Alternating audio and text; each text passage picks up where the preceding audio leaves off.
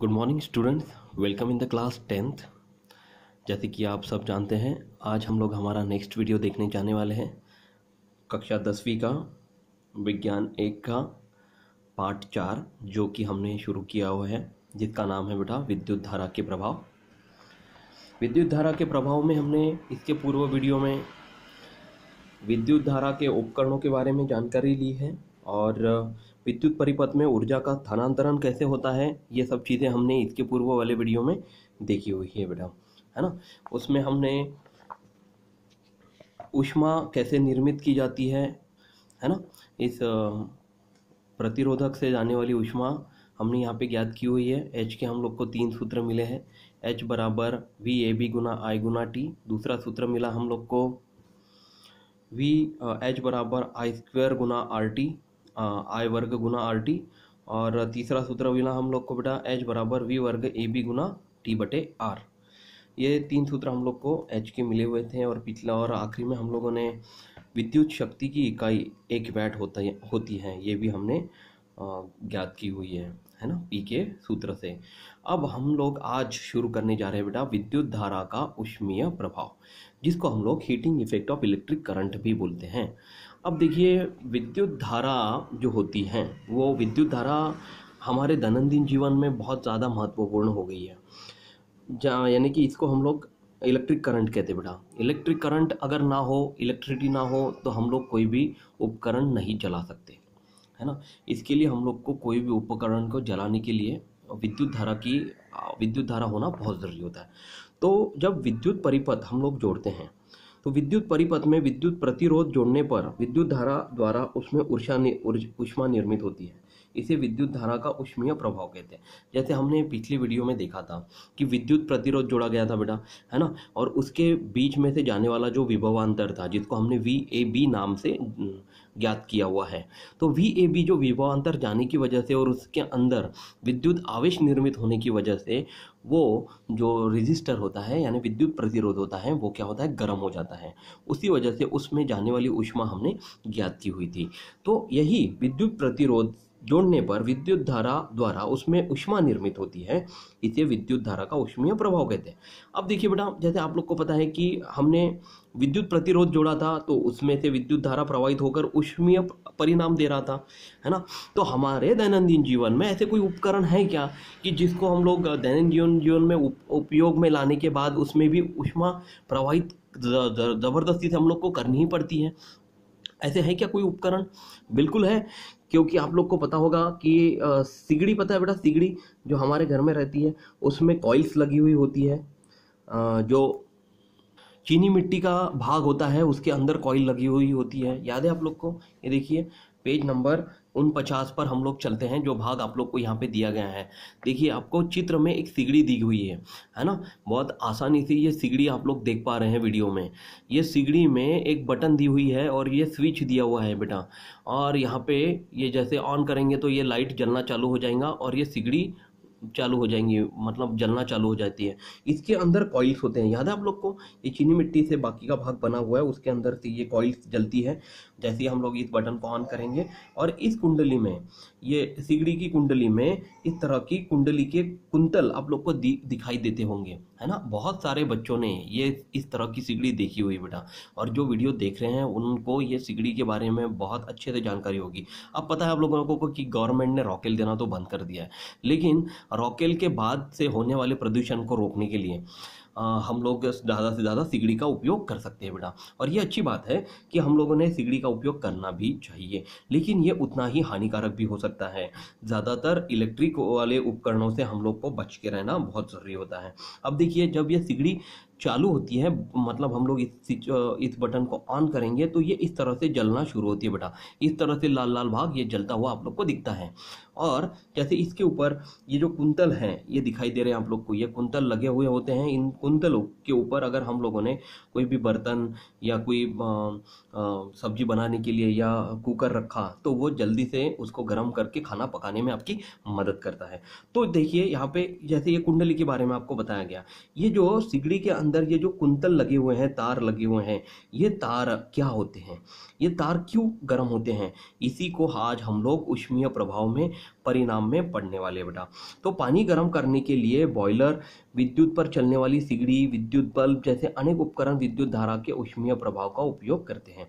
जैसे अगर आप लोग को पूछा गया कि विद्युत धारा से चलने वाले और ऊष्मीय प्रभाव देने वाले उपकरण हमारे दैनंदिन जीवन में कौन कौन से हैं, तो सबसे पहले तो हम लोग बोलेंगे कि पानी गर्म करने के लिए बॉयलर, फिर विद्युत पर चलने वाली सिगड़ी, बॉयलर पता होगा आप लोग को, जो वाटर हीटर होता है ना, जैसे पानी के अंदर डालकर उसके बाद इलेक्ट्रिसिटी ऑन करनी पड़ती है तो वो हीटिंग इफेक्ट से वो पानी गर्म करता है। फिर दूसरा बेटा विद्युत पर चलने वाली सिगड़ी, ये जो सिगड़ी आप लोग यहाँ पे देख रहे हैं वो।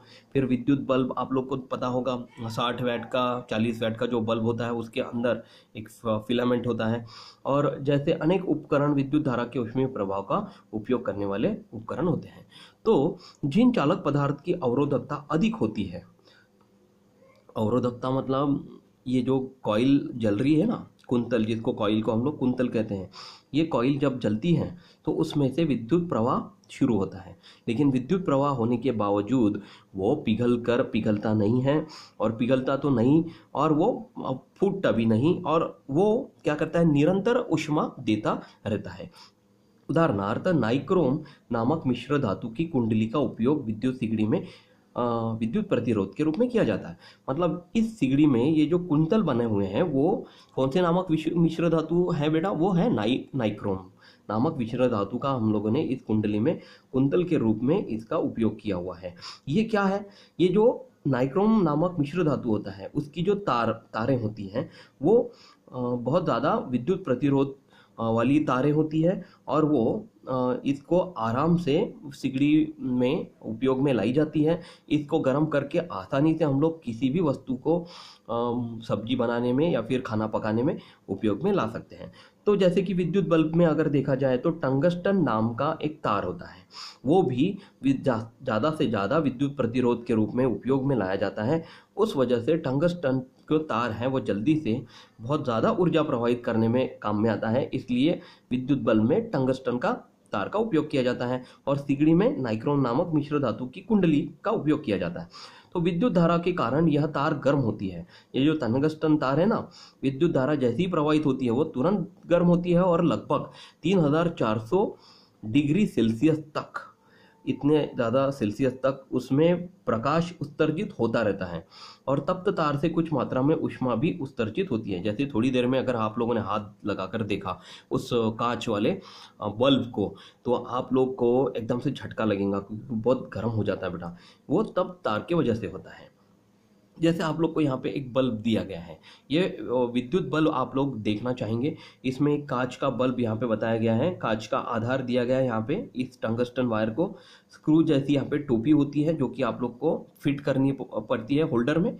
फिर यहाँ पे बेटा निर्वात यानी निष्क्रिय गैस है, इसके अंदर अब बिल्कुल भी हवा नहीं है, इसको हम लोग निर्वात या निष्क्रिय गैस कहते हैं, ठीक है। और आखिरी में यहाँ पे बताया गया बेटा कि नाल कुंतल के प्रकार का बल्ब का तंतु यानी कि तार तंतु, ये तार तंतु जो होता है वो टंगस्टन के तार से बना होता है, उसको यहाँ पे जोड़ा जाता है बेटा। अगर ये तार टूट जाए तो अपना बल्ब जो होता है ना वो फ्यूज हो जाता है।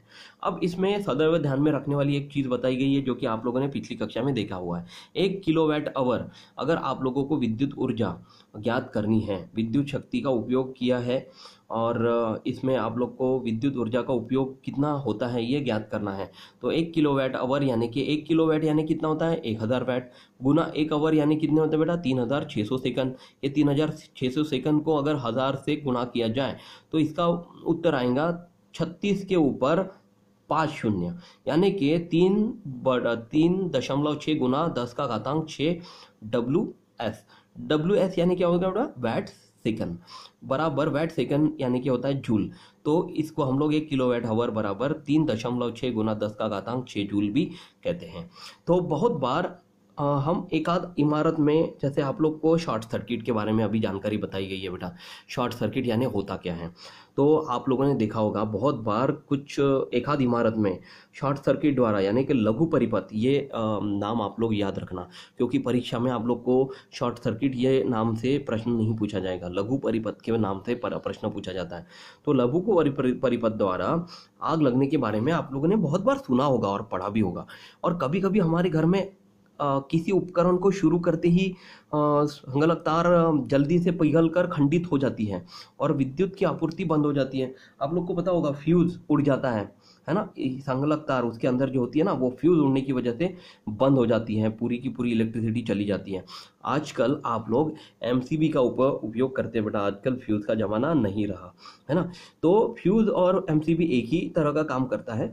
तो इसका कारण हम संक्षिप्त में देखेंगे, ये पिघल कर खंडित क्यों होती है, फिर विद्युत की आपूर्ति बंद क्यों हो जाती है, और हमारे घर में शॉर्ट सर्किट क्यों होता है, इसके बारे में आपको जानकारी बताई गई है।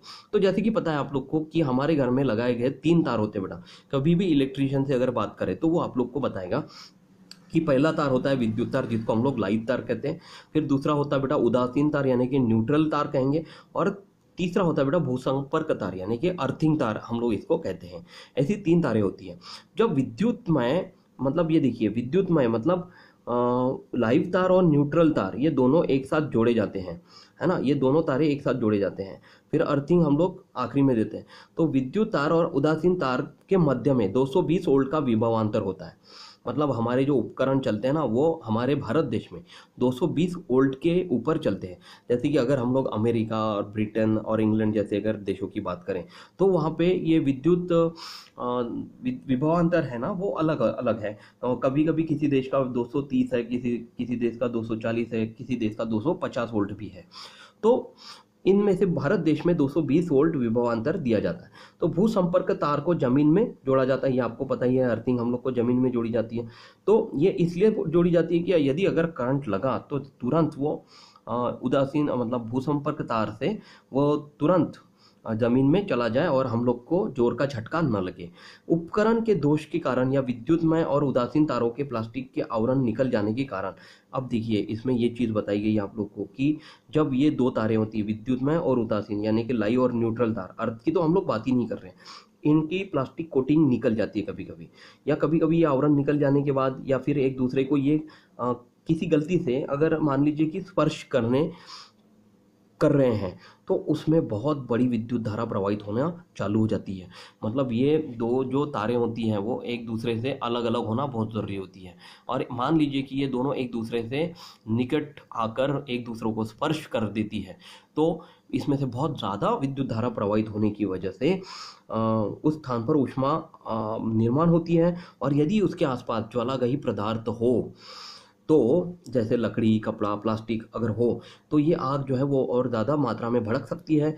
और इसके और हमारे यहाँ पे शॉर्ट सर्किट इसी वजह से होता है। मतलब ये दोनों तारे एक दूसरे से जुड़ने की वजह से लघु परिपथ निर्मित होता है और उस वजह से आग लगती है। तो इसलिए सावधानी के तौर पर अगर हम लोग सावधानी रखें तो हम मान लीजिए कि कभी गलती से कोई 2 तारें एक दूसरे को स्पर्श करके जुड़ गई, तो यदि हम लोग फ्यूज़ यानी कि संगलक तार का यदि उपयोग करते हैं, है ना, फ्यूज़ जो चीनी मिट्टी का एक फ्यूज़ होता है, पता है आप लोग को बेटा। तो संगलक तार के बारे में हमने फ्यूज़ का यदि उपयोग किया तो वो फ्यूज़ क्या होता है, उसके अंदर की जो संगलक तार को पिघला कर उसको विद्युत प्रवाह को रोक देता है और उस वजह से कोई भी बड़ा संकट आने से हम लोग बच सकते हैं और जलने से हम लोग उस उपकरण को बचा सकते हैं। तो उच्च विद्युत धारा परिपथ में प्रवाहित होते ही संगलक तार पिघल कर परिपथ खंडित करती है, जिससे अनर्थ टलता है। मतलब ये अनर्थ होने से कैसे टलेगा बेटा, जब हम लोग विद्युत धारा परिपथ में यदि संगलक तार जोड़ते हैं, फ्यूज में संगलक तार लगाते हैं, तो वो अनर्थ हम लोग उसको टाल सकते हैं उसको। अब चलते हैं हमारे अगले पेज की तरफ। स्टूडेंट देखिए, अगले पेज पर जाने के पूर्व मैं आप लोग को इसी साल 2020 में जो मार्च 2020 में जो परीक्षा हुई थी 10वीं की, उसमें जो प्रश्न पूछे गए थे उसका एक प्रश्न आप लोग को दिखाना चाहूँगा, जो अभी आज मैंने ये भाग आप लोग को पढ़ाया है उसके आधार पर ये प्रश्न पूछा गया। देखिए, निम्नलिखित परिच्छेद का वाचन कीजिए और पूछे गए प्रश्नों के उत्तर लिखिए। देखिए, जो भी वाचन मैंने अभी तक किया हुआ है इसमें आप लोग को live, neutral, earth wire, 220 volt के बारे में जानकारी बताई गई है, विद्युत धारा प्रवाहित हो रही है, लकड़ी, कपड़ा और प्लास्टिक जैसी चीज़ें आग लगने से ये जल सकती है बोला हुआ है, और फ्यूज़ का उपयोग किया जा सकता है, ये भी प्रश्न पूछा गया है। और इसी में देखिए बेटा 3 प्रश्न आप लोग को पूछे गए हैं। पहला प्रश्न पूछा गया था कि 2 तारों के नाम लिखिए जिनका विभवांतर 220 वोल्ट होता है। इसका उत्तर विद्युत तार है और उदासीन तार है। बी में आप लोग को दूसरा प्रश्न पूछा गया है कि लघु परिपथ किसे कहते हैं। तो लघु परिपथ किसे कहते हैं बेटा हम लोग, कि जब विद्युत तार और उदासीन तार एक दूसरे को स्पर्श करती है तब विद्युत प्रतिरोध कम होने से बहुत बड़ी विद्युत धारा प्रवाहित होने लगती है, इसे लघु परिपथ कहते हैं। ये उत्तर जब हमारे पास आंसर शीट आती है ना उसमें से हम लोग लिख कर रखते हैं, और इसी आधार पर 10वीं के बोर्ड वाले प्रश्न के पेपर के प्रश्न हम लोग चेक करते हैं। और आखिरी में प्रश्न पूछा गया था कि संगलक तार यानी फ्यूज के कार्य कीजिए, लिखिए। तो फ्यूज के कार्य कौन से हैं कि संगलक तार पिघलकर परिपथ खंडित करती है ना, और विद्युत प्रवाह को बंद कर देती है। परिपथ को खंडित करती है मतलब विद्युत परिपथ जो बहने वाला परिपथ है उसको रोक देती है और विद्युत प्रवाह को बंद कर देती है, इसलिए बहुत बड़ी घटना टलने से हम लोग बचा सकते हैं, टलती हुई टाल सकते हैं घटना तो होते हुए। तो ये सब चीज़ें आप लोग को परीक्षा में पूछी जाती हैं, इसलिए जो भी भाग मैं आप लोग को बता रहा हूँ बेटा ये आप लोग को याद से देखना है, क्योंकि ये प्रश्न परीक्षा में पूछे जाते हैं। अब चलते हैं हमारे अगली भाग की तरफ। इसमें आप लोग को जनरेटर के बारे में बताया, ट्रांसफार्मर के बारे में बताया। अब देखिए, आप लोग को पता है कि अनेक बार विशेषतः गर्मियों के दिनों में सायंकाल में हम घर में बल्ब, पंखे, वातानुकूलित यंत्र यानी कि एसी, और दुकानों में विद्युत का उपयोग आदि के कारण बड़े पैमाने पर विद्युत शक्ति का उपयोग करते हैं। जैसे आपको पता है कि सायंकाल में बहुत गर्मियों में हम लोग पंखे, कूलर जैसी चीज़ें लगाते हैं, और इसलिए बड़ी मात्रा में विद्युत धारा और विद्युत आपूर्ति करने वाले ट्रांसफार्मर से खींची जाती है। मतलब विद्युत आपूर्ति करने वाले जो ट्रांसफार्मर होते हैं ना हमारे एरिया में लगे हुए होते हैं, उससे ज़्यादा मात्रा में विद्युत उपयोग में लाई जाती है। और यदि उस ट्रांसफार्मर की उतनी क्षमता न हो, मतलब उस ट्रांसफार्मर की उतनी क्षमता नहीं हो और उससे ज़्यादा विद्युत आपूर्ति हो गई, तो तब क्या होता है बेटा, ये होने के कारण उसकी संगलक तार पिघलती है, और उसकी जो संगलक तार है वो ट्रांसफार्मर के अंदर भी संगलक तार होती है, वो पिघलना शुरू होती है, और वो क्या करती है, आपूर्ति अपने आप बंद कर देती है। मतलब अचानक से वहाँ पे कुछ चिंगारी निकलने की वजह से वो अपने आप बंद हो जाता है, ट्रांसफार्मर जल जाता है, और यह घटना अतिभार यानी कि ओवरलोडिंग के कारण घटित होती है। तो ये ओवरलोडिंग ना हो इसलिए हम लोग को क्या करनी चाहिए कि ट्रांसफार्मर की जो क्षमता है वो ज़्यादा मात्रा में बढ़ाकर रखनी चाहिए, ताकि जितनी आपूर्ति हम लोग कर रहे हैं विद्युत शक्ति का उपयोग करके उतनी वो हम लोग को दे सकें, और ये आपूर्ति बंद ना हो, ताकि ओवरलोडिंग ये जो कारण होते हैं वैसे घटित ना हो बेटा। अब देखिए, यहाँ पे कुछ उपकरण दिए गए हैं आप लोग को। इसको बोला गया उपयोग में लाए जाने वाले विभिन्न संगलक तार। अब जैसे मार्केट की दुकान में, इलेक्ट्रॉनिक्स की दुकान में आप लोग गए तो उसमें इस तरह से बहुत सारे संगलक तार आप लोग को दिखाई देंगे, जो कि ये तार, ये जो फ्यूज़ आप लोगों ने तो देखा ही होगा, हमारे घर में ज़्यादातर होता है, लेकिन अन्य तरीके के भी फ्यूज़ यहाँ पे दिए गए हैं जो कि संगलक तार इसके अंदर होती हैं, और ये आजकल के नए उपकरण हैं जो कि आजकल ज़्यादा मात्रा में उपयोग में लाए जाते हैं। और दूसरा एक एमसीबी, एक नया एक उपकरण आप आजकल घरों में देखा जा रहा है, जिसको हम लोग इंग्लिश में मिनिएचर सर्किट बीकर भी बोलते हैं। इस नाम से पहचानी जाने वाली एक कुंजी लगाई जाती है आजकल घरों में, एमसीबी नामक कुंजी लगाई जाती है। विद्युत धारा के अचानक बढ़ने पर, देखिए वही फ्यूज़ का ही काम करता है ये, कि विद्युत धारा के अचानक बढ़ने पर यह कुंजी खुली होकर विद्युत धारा को बंद कर देती है।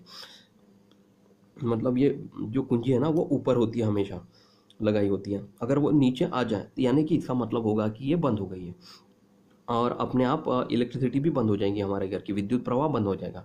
इसके लिए विविध प्रकार के एमसीबी का उपयोग किया जाता है, जैसे कि ये सिंगल सर्किट एमसीबी है, ये डबल है, ये ट्रिपल है, ये 4 टाइम्स है। तो संपूर्ण घर के लिए लेकिन संगलक तार का ही उपयोग किया जाता है। मतलब संपूर्ण घर के लिए एक ही एमसीबी लगाई जाएंगी, वो बाहर में लगाई जाती है और इस एमसीबी का यह कार्य होता है कि वो विद्युत धारा को खंडित कर देती है और वो बहुत बड़ी घटना होने से हम लोग को बचा सकती है। तो ये हो गया बेटा हमारा आज का भाग, जिसमें आप लोगों को मैंने विद्युत धारा का ऊष्मीय प्रभाव पढ़ाया और उसमें कुछ आकृतियाँ देखी हमने और कुछ ऐसे प्रश्न देखे जो कि परीक्षा में पूछे गए हैं। अगली वीडियो में हम लोग हल किए गए उदाहरण देखेंगे। तब तक आप लोगों को जितना पोर्शन आज मैंने पढ़ाया हुआ है वो याद से करके रखना है और इसके आधार पर प्रश्न जरूर पूछे जाते हैं बेटा। हर एक वीडियो आप लोग अच्छे से देखते रहिए और उसके ऊपर पढ़ाई करते रहिए। जितना पोर्शन अभी तक आपका लिखना हुआ है उसके ऊपर आप लोग पढ़ाई करते रहिए और सबसे इम्पोर्टेंट आप अपना खुद का ख्याल रखिए। हंसते रहिए, मुस्कुराते रहिए। Thank you class, take care, bye.